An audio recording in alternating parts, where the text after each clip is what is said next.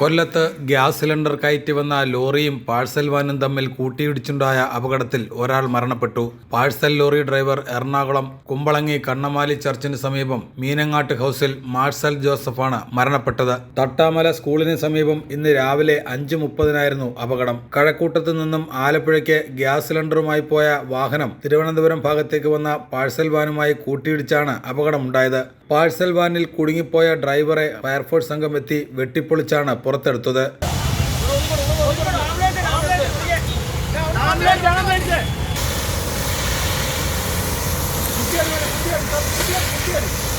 Gas lorry driver Venjaramoodu Kuttimoodu സ്വദേശി ഹരിലാലിനെ പരിക്കുകളോടെ ആശുപത്രിയിൽ പ്രവേശിപ്പിച്ചു. പാഴ്സൽ ലോറി ഡ്രൈവർ ഉറങ്ങിപ്പോയതാകാം അപകടത്തിന് കാരണമെന്നാണ് പോലീസ് പറയുന്നത്. മാർസൽ ജോസഫിനെ കൊല്ലം ജില്ലാ ആശുപത്രിയിൽ എത്തിച്ചപ്പോഴേക്കും മരണം സംഭവിച്ചിരുന്നു.